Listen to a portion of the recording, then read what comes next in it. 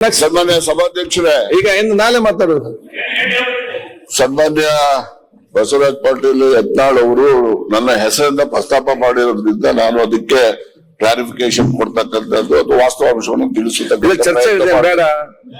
ನನ್ನ ಹೆಸರು ಅವರಲ್ಲಿ ಚರ್ಚೆ ಮಾಡಬೇಡಿ. ಹೇಳಿ 24 ಜನ ಸಂಬಂಧಪಟ್ಟಿದ್ದು ಯಾರು ಅಂತ ಗೊತ್ತಾಗ್ತಾ ಇಲ್ಲ. ಏನ್ ಹೇಳಿ. ಕೆಲವೊಂದು ರಾಜಕೀಯ ಪಕ್ಷದಲ್ಲಿರುವಂತವರು ಭವಿಷ್ಯ ಸಲುವಾಗಿ ತಮ್ಮ ಆಯ್ತು ಮಾತಾಡ್ಲಿ. ಅವರ ಕುಟುಂಬದ ಭವಿಷ್ಯ ಸಲುವಾಗಿ ಅವ್ರ ಮುಂದಿನ ಮುಖ್ಯಮಂತ್ರಿ ಆಗ್ಬೇಕು. ಅನಗತ್ಯವಾಗಿ ಮಾತಾಡಬೇಡಿ. ಅವ್ರ ಉತ್ತರ ಕೊಡ್ತಾರೆ ನೋಡುವ. ಮಾತಾಡಿ ಕೂತ್ಕೊ. ಆಯ್ತು ರಾಜಣ್ಣ ಅವರ ಮೇಲೆ ನಾಳೆ ಮತ್ತೊಬ್ಬರ ಮೇಲೆ ಅದಕ್ಕೆ ಆಯ್ತು ಅವರೇ. ಸನ್ಮಾನ್ಯ ಸಭಾಧ್ಯಕ್ಷರೇ, ಯತ್ನಾಳ್ ಅವರು ಸಹಕಾರ ಸಚಿವರು ರಾಜಣ್ಣ ಅವರು ಅಂತೇಳಿ ಪ್ರಸ್ತಾಪ ಮಾಡಿದ್ರಿಂದ ನಾನು ಒಂದು ತಪ್ಪು ಮಾಹಿತಿ ಹೊರಗಡೆ ಹೋಗ್ಬಾರ್ದು ಅಂತಕ್ಕಂಥ ದೃಷ್ಟಿಯಿಂದ 2 ಮಾತುಗಳನ್ನ ಹೇಳಲಿಕ್ಕೆ ಬಯಸ್ತೇನೆ. ಸನ್ಮಾನ್ಯ ಸಭಾಧ್ಯಕ್ಷರೇ, ಈ ಕರ್ನಾಟಕ ರಾಜ್ಯ ಅಂತ ಹೇಳಿದ್ರೆ ಇದು ಒಂದು ಸಿಡಿ ಪೆನ್ ಡ್ರೈವ್ಗಳಿಗೆ ಒಂದು ಕಾರ್ಖಾನೆ ತರ ಅಂತಕ್ಕಂಥದ್ದು ಕೂಡ ಬಹಳ ಜನ ಹೇಳ್ತಾರೆ. ನಾನು ಹೇಳ್ತಾ ಇಲ್ಲ. ಇದರಲ್ಲಿ 2 ಫ್ಯಾಕ್ಟ್ರಿ ನಿಮ್ದೊಂದಿದೆ, ಇನ್ನೊಂದಿದ್ಯಾ? ನಿಮ್ದು ಯಾವ್ದು ಅಂತ ಹೇಳಿದ್ರೆ ಇಲ್ಲಿ ಯಾವ್ದು ಅಂತ ಹೇಳ್ಬೋದು. ಅದೇನೇ ಇಲ್ಲಿ ಅಧ್ಯಕ್ಷರೇ, ಬಹಳ ಗುರುತರವಾದಂತಹ ಒಂದು ಆರೋಪ ಅಂತೇಳಿ ನಾನು ಕೂಡ ಅನ್ಕೊಳ್ತೇನೆ. ತುಮಕೂರಿನ 2 ಪ್ರಭಾವಿ ಸಚಿವರು ಹನಿ ಟ್ರ್ಯಾಪ್ ಅಲ್ಲಿ ಸಿಕ್ಕಾಕೊಂಡಿದ್ದಾರೆ, ಅದಾಗಾಯ್ತು ಹೀಗಾಯ್ತು ಅಂತ ಏನೇನೋ ಕಥೆಗಳು ಬರ್ತಾ ಇದ್ದಾವೆ. ತುಮಕೂರಿನಲ್ಲಿ ಇರೋರು ನಾನೊಬ್ಬ ಇದ್ದೀನಿ, ಡಾಕ್ಟರ್ ಪರಮೇಶ್ವರ್ ಅವರು ಕೂಡ ಇದ್ದಾರೆ. ನಮ್ಮಿಬ್ರೆ ಅಂತ ಅವರ ಉದ್ದೇಶ ಅಂತೇಳಿ ಅನ್ಕೊಳ್ತೇನೆ. ಈ ಸಿಡಿ ಮಾಡ್ತಕ್ಕಂಥದ್ದು, ಪೆನ್ ಡ್ರೈವ್ ಮಾಡ್ತಕ್ಕಂಥದ್ದು, ಇದ್ರ ಬಗ್ಗೆ ಸುಮಾರು ನಿಮ್ಗೆ ಹೇಳ್ತೇನೆ. ನನಗಿರೋ ಮಾಹಿತಿ ಅಂತ 48 ಜನಗಳಿದ್ದಾರೆ, ಒಬ್ರು ಇಬ್ರು ಇಲ್ಲ. ಅಂದ್ರೆ ಒಬ್ರು ಇಬ್ರು ಅಂತ ಹೇಳಿದ್ರೆ ಬರೀ ಇವರೇ ಅಂತಲ್ಲ, ಅವರು ಇದ್ದಾರೆ. ಆದ್ರೆ ಇವೆಲ್ಲ ಬಹಳಷ್ಟು ಜನ ನ್ಯಾಯಾಲಯಗಳಲ್ಲಿ ಇದನ್ನ ಬಹಿರಂಗ ಮಾಡಬಾರ್ದು ಅಂತಕ್ಕಂಥದ್ದು ಸ್ಟೇ ತಗೊಂಡಿರ್ತಕ್ಕಂಥದ್ದು. ಅಲ್ಲೂ ಕೂತವ್ರೆ, ಇಲ್ಲೂ ಕೂತವ್ರೆ, ಆ ಪ್ರಶ್ನೆ ಬೇರೆ.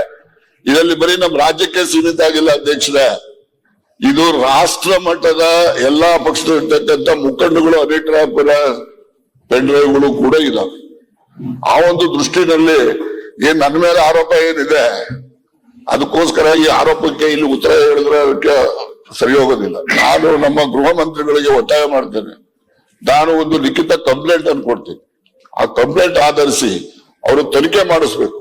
ಇದರಲ್ಲಿ ಯಾರೆಲ್ಲ ಪ್ರೊಡ್ಯೂಸರ್ಸ್ ಇದ್ದಾರೆ, ಡೈರೆಕ್ಟರ್ಸ್ ಯಾರ್ಯಾರಿದ್ದಾರೆ, ಇವೆಲ್ಲವೂ ಕೂಡ ಹೊರಗಡೆ ಬರ್ಲಿ, ಜನಗಳು ಗೊತ್ತಾಗ್ಬೇಕು.